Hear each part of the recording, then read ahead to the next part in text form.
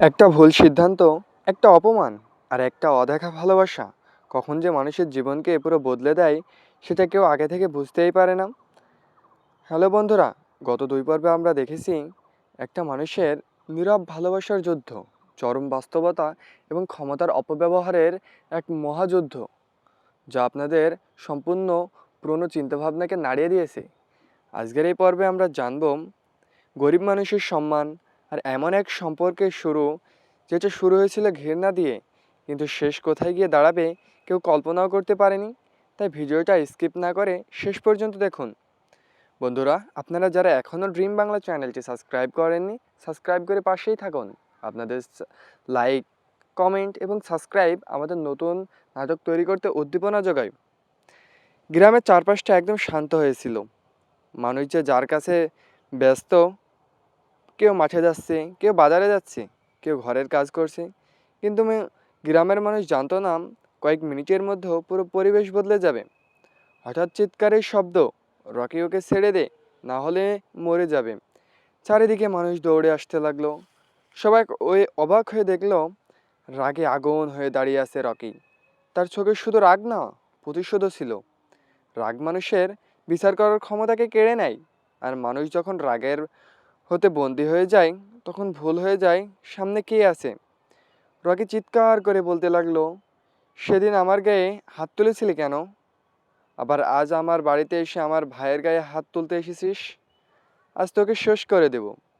চারিদিকে নীরবতা, কিন্তু সেই নীরবতার মাঝেও একটা শব্দ ছিল, কারণ সবাই জানতো ক্ষমতাবান মানুষের রাগ অনেক সময় আইনকেও হার মানায়। ঠিক তখনই জমিদার এসে দাঁড়ায়। তার মুখে ছিল ভয়ঙ্কর রাগ। তিনি রাজুর দিকে তাকিয়ে বললেন, আজ থেকে এই গ্রামে তোর আর থাকার কোনো জায়গা নেই। একটা কথা, শুধু একটা কথা না, কিন্তু কিছু কথা শরীর চেয়েও বেশি আঘাত করে। রাজু কিছু বলে না, সে শুধু মাথা নিচ করে দাঁড়িয়ে থাকলো। কারণ কিছু মানুষ অপমানের জবাব মুখে দেওয়া যায় না, সেগুলো শুধু বুকের মধ্যেই জমা থাকে। ওদিকে রাজুর মা কাঁদতে কাঁদতে বলে, জমিদার বাবু, আমাদের একটাই ছেলে, ওকে ক্ষমা করে দিন।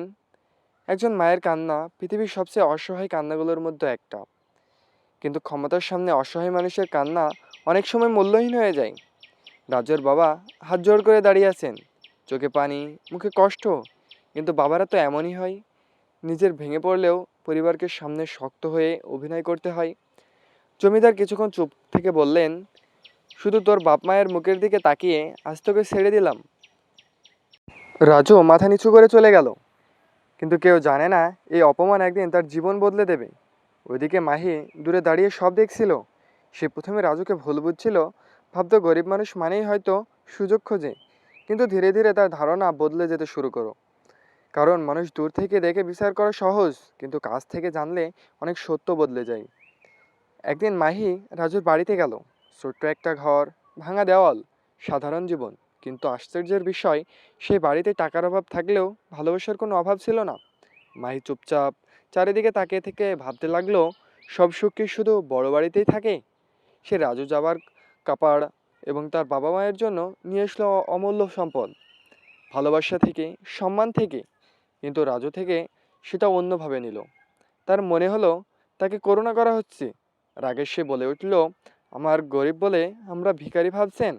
মায়ের চোখে পানি চলে এলো, কারণ মানুষ যখন ভালোবাসা নিয়ে আসে আর বদলে যায় তার অপমানের ছাপ, সেটা খুব কষ্ট দেয়। রাজুর বাবা তখন ধীরে ধীরে বললেন, বাবা, মানুষ চিনতে আর সারা জীবন লাগে না রে। আমার বয়স 40, আমি মানুষকে চিনতে চিনতে বুড়ো হয়ে যাচ্ছি। এই একটা কথা রাজুর ভিতরে পুরো নাড়িয়ে দেয়। কারণ সত্য কথা সবসময় জোরে বলা লাগে না, শান্তভাবেও সত্য মানুষের নাড়া দিতে থাকে। মানুষের জীবনে কিছু মুহূর্ত আসে যেগুলো বাইরে থেকে খুব ছোট মনে হতে পারে, কিন্তু সেই মুহূর্ত না একসময় পুরো জীবনকে বদলে দেয়। আজ রাজুর জীবনেও তেমন একটা শুরু হতে যাচ্ছে। রাজু সেদিন বাড়ি থেকে উঠানে চুপচাপ বসেছিল। আকাশের দিকে তাকিয়ে থাকলেও তার চোখ আকাশ ছিল না, সে দেখছিল নিজের ভিতরে ঝড়। কারণ বাইরের মানুষকে যত শক্ত দেখা যায়, ভেতরে ততটাই শক্ত নাও হতে পারে। কখনো কখনো একটা মানুষ সবার সামনে হাসে, কথা বলে, স্বাভাবিক থাকে, অথচ ভেতরে ভেতরে হাজারটা কথা তাকে কষ্ট দিতে থাকে। রাজুর মাথায় শুধু একটাই কথাই ঘুরছিল, আমি কি সত্যিই ভুল করছি? মাহির চোখে পানি বারবার তার চোখের সামনে ভেসে উঠছে। সে নিজেকে বোঝানোর চেষ্টা করছিল, না আমি ঠিক করেছি। কিন্তু তার বুকের ভিতরে একটা কণ্ঠ ছিল, না রাজু তুই ঠিক করিসনি। ঠিক তখনই তার বাবা ধীরে ধীরে পাশে এসে বসলেন। কিছুক্ষণ কোনো কথা বললেন না, শুধু ছেলের দিকে তাকিয়ে রইলেন। কারণ বাবারা অনেক সময় কথা না বলেও সন্তানের কষ্ট বুঝতে পারেন। তারপর ধীরে ধীরে বললেন, বাবা একটা কথা বলি শোন। রাজু নিজের দিকে তাকিয়ে বলল, বলেন বাবা। মানুষের টাকা থাকলে সে বড়লোক নয়, কিন্তু মানুষের মন আসল বড়লোকের চাহনি। রাজু চুপ। মেয়েটা তোমার জন্য না, আমাদের জন্য জিনিস নিয়ে এসেছে। তার চোখের দিকে তাকিয়ে আমি বুঝতেছি সে অহংকার ছিল না। রাজু সে তার নিজের ভুলটা বুঝতে পারে। ওদিকে মাহি নিজের ঘরে এসে জানালার পাশে দাঁড়িয়েছিল। তার চোখে পানি, কিন্তু সেই পানি অপমানের জন্য না, কষ্টের জন্য না, বরং অদ্ভুত এক অনুভূতির জন্য। সে নিজেও বুঝতে পারছিল না কেন রাজুর কথাগুলো তার এত খারাপ লাগছে। কারণ মানুষ তখনই বেশি গুরুত্ব দিতে শুরু করে যখন তারা আমাদের মনের স্পর্শ করে। মাহি নিজেকে ভাবতে লাগলো এবং নিজের মনকে বলল, আমার কি হয়েছে, আমি কেন ওর কথা ভাবছি? কিন্তু মনের প্রশ্নের উত্তর মনও দিতে পারে না। সেদিন রাতে আকাশটা অন্যরকম ছিল। পূর্ণিমার আলো চারিদিকে ছড়িয়ে পড়ছিল। সবাই ঘুমিয়ে পড়েছে, কিন্তু দুইজন ঘুমাতে পারছিল না। একজন রাজু আর একজন মাহি।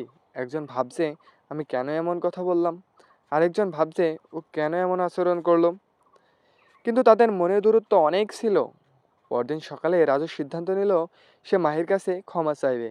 কারণ ভুল বুঝতে পারার পরেও যে মানুষটা ক্ষমা চাইতে পারে না, তার অহংকার কখনো শেষ হয় না। রাজু সাইকেল নিয়ে জমিদার বাড়ির দিকে রওনা দেন। তার বুকের ভিতরে কেমন অদ্ভুত এক অনুভূতি হচ্ছিল।